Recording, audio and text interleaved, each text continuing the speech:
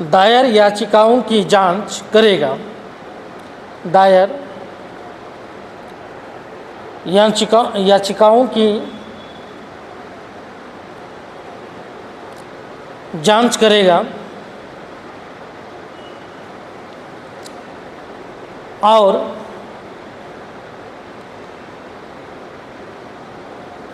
न्यायालय में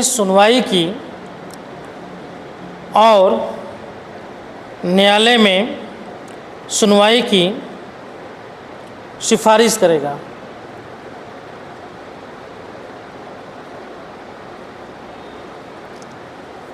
समझ में आया यह पॉइंट?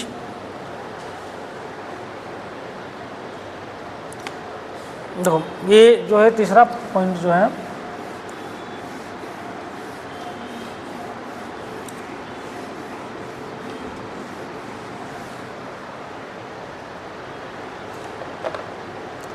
ये तीसरा जो पॉइंट है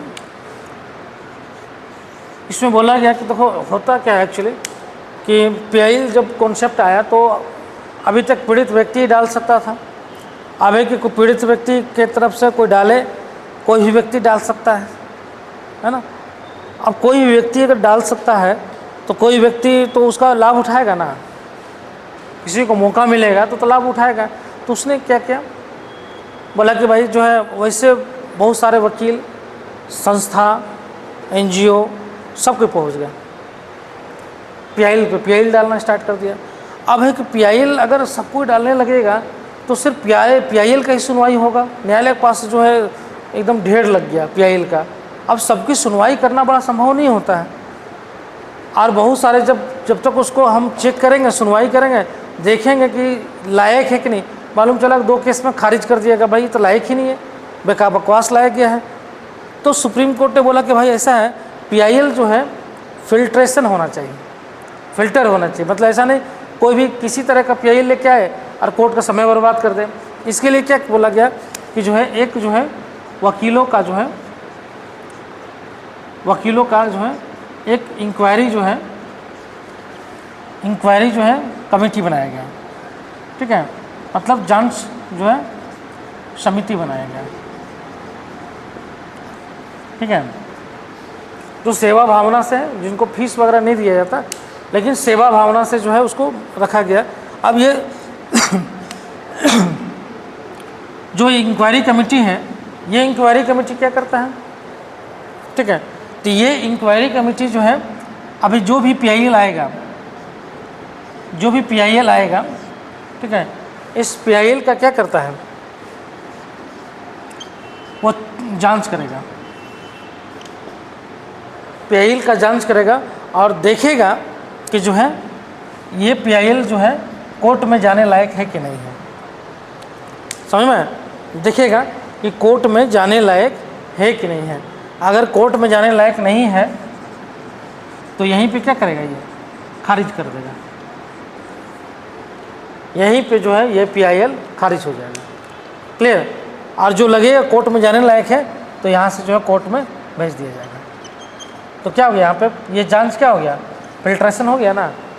बहुत सारे जो है वहीं पे खारिज कर दिया गया मामला को कि भाई ये इंक्वायरी लायक नहीं है। इंक्वायरी में चेक किया तो बोला कि ऐसा कोई मामला ही नहीं है। झूठ मूठ का वकील ने क्या किया, डाल दिया है, झूठ मूठ का वकील जो है इसको कर दिया, तो खारिज हो गया। समझ में? तो यही इंक्वायरी कमेटी, यही जो है इसका है, ठीक है। और चौथा क्या है कि अब जो है पहले नहीं था लेकिन अब बना दिया कि याचिकावादी जो है, जो भी याचिकावादी है,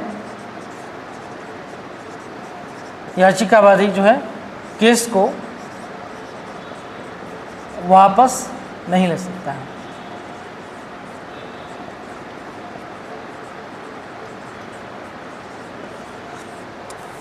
ना। अब है कि जो है पहले केस डाल दिए, बार्गेनिंग कर लिए और केस को वापस लेके चल दिए।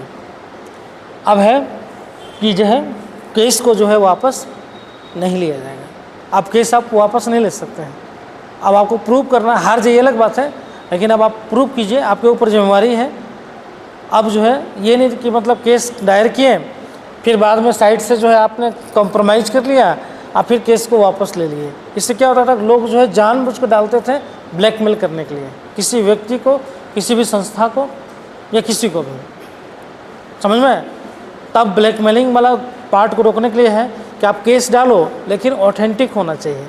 मतलब ये कि आप सीरियस कैंडिडेट हैं कि आप केस लड़ना चाहते हैं, ये नहीं कि केस डाल के जो है आप 2 हेयरिंग में वापस ले लें कि सर हम गलत, हमको नहीं लेना है, केस लड़ना है, हम वापस ले लेंगे। तो आप वापस नहीं लोगे, वापस लेने का रीज़न बताना पड़ेगा क्यों ले रहे हैं आप। तो इससे क्या होगा, वैसा लोग अब नहीं आएगा जो ब्लैकमेलिंग करने के लिए काम कर रहा था। अब उसको मालूम कि जाएंगे तो वापस लेने नहीं ले पाएंगे तो फिर दंड भी लग जाएगा मेरे ऊपर, प्रूव नहीं कर पाए तो, समझ में। तो ये जो है इसका नियम जो है बनाया गया है 2 तरीके का, एक पीआईएल को जो है कैसे जो है लाया जाएगा और दूसरा पीआईएल को जो है किस तरह से नियमों से जो है सुरक्षात्मक उपाय दिया गया है। क्लियर, समझ में। अब लास्ट तुम लोग का है जनहित याचिका की आलोचना।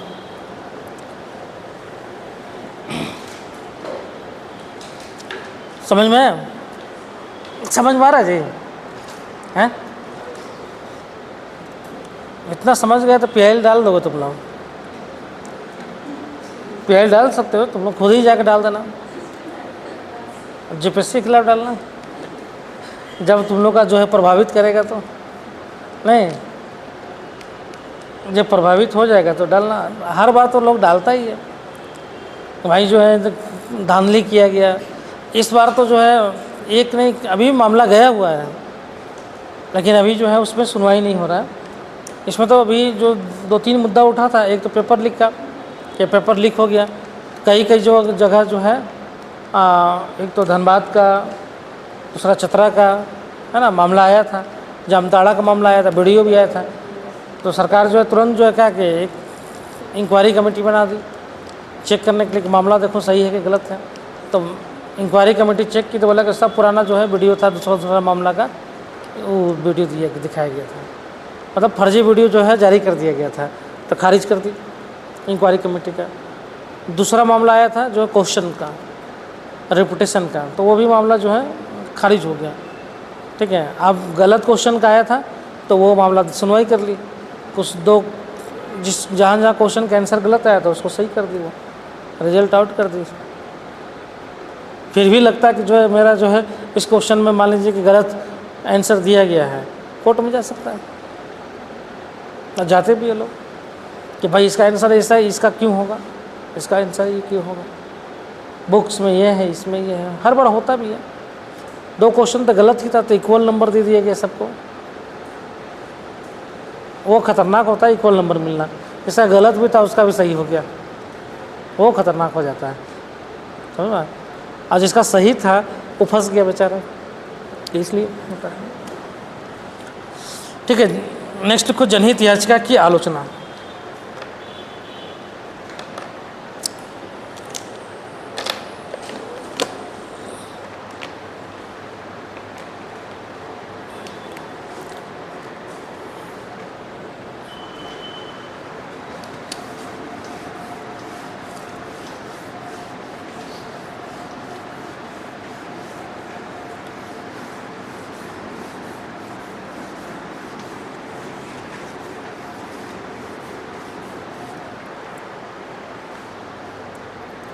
जनहित याचिका की आलोचना।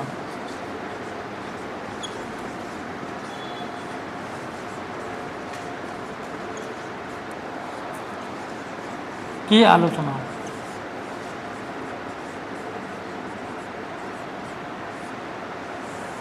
ठीक है, किस आधार पर जनहित याचिका की आलोचना किया जाता है।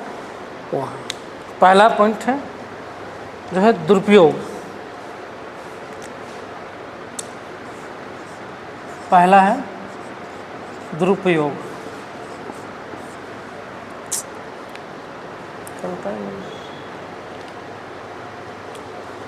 पहला है दुरुपयोग, है ना। दूसरा है प्रतिस्पर्धी अधिकारों की समस्या।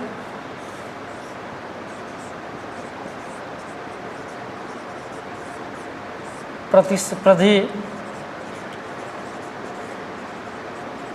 अधिकारों की समस्या। ठीक है। प्रतिस्पर्धी अधिकारों की समस्या। नेक्स्ट है विलंब।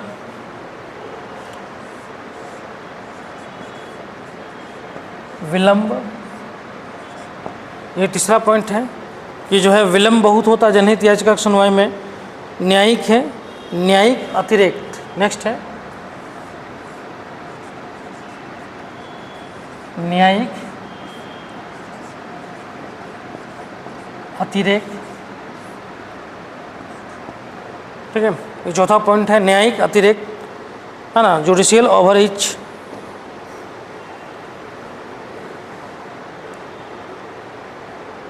ठीक है। नेक्स्ट है न्यायपालिका के ऊपर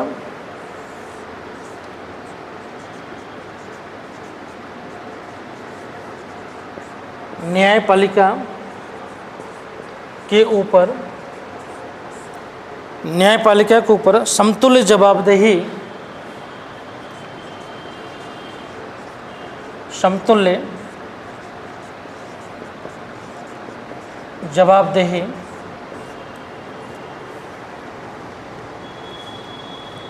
के बिना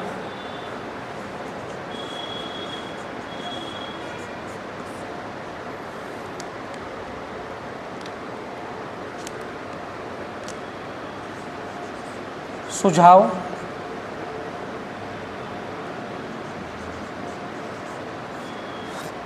ठीक है, न्यायपालिका के ऊपर समतुल्य जवाबदेही के बिना सुझाव, ठीक है, सॉरी एक मिनट रुक जाओ। समतुल्य जवाबदेही के बिना, ऐसे सुझाव नहीं, समतुल्य जवाबदेही के बिना जो है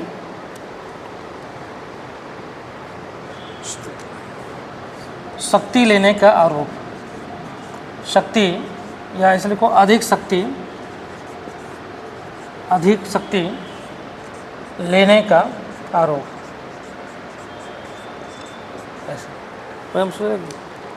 लेने का आरोप।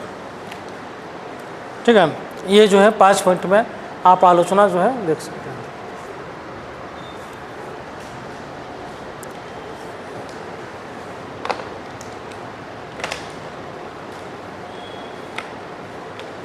ठीक है, इसी को थोड़ा थोड़ा डिस्क्राइब करवा देंगे और सुझाव कुछ 2-4 पॉइंट दे देंगे कि इसके समाधान के लिए आप क्या जो है सुझाव देते हैं, सुझाव 2-4 पॉइंट में ख़त्म कर लें। ठीक है, फिर ये चार्ट बना दोगे तो काम चल जाएगा। इसी तरह का जो पॉइंट वाइज है ना, चार्ट बना के तुम उसको चार्ट बनाओ, डिस्क्राइब कर दो 2-4 पॉइंट में, तो नंबर ज़्यादा आएगा। ठीक है, ठीक है, और कोई समस्या? ये पीएल खत्म है। कल तुम लोग का जो है क्या बोलते हैं, जो संविधान का जो है जो बेसिक स्ट्रक्चर है वो अभी यहाँ नहीं पढ़ाएंगे, उसको पढ़ाएंगे न्यायपालिका में बेसिक स्ट्रक्चर। क्यों? क्योंकि जो है वो उसमें केसेस पढ़ाना पड़ेगा, और जब न्यायपालिका में जाएंगे तो वहाँ पे केसेस के साथ बेसिक स्ट्रक्चर का जो है कॉन्सेप्ट भी लेके आएंगे, तो एक साथ हो जाएगा ना। क्योंकि यहाँ पर अलग ये टॉपिक रख दिया है, लेकिन जो है वो अगर बोलोगे तो यही पढ़ा देंगे, नहीं तो फिर वहाँ पढ़ोगे तो वहाँ भी पढ़ सकते हो। हाँ, केशवानंद भारती केस आएगा ही, उसी में तो जनहित याचिका का क्या बोलते हैं बेसिक स्ट्रक्चर का कॉन्सेप्ट है, तो वो पूरा केसेस बताना पड़ेगा ऊपर से नीचे तक।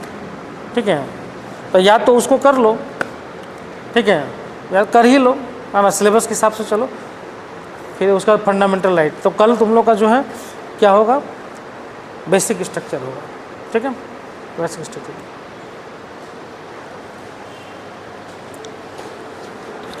ठीक है, एक क्वेश्चन दे दे क्या इसमें? अच्छा चलो कल ले लेना क्वेश्चन, कल दे देंगे।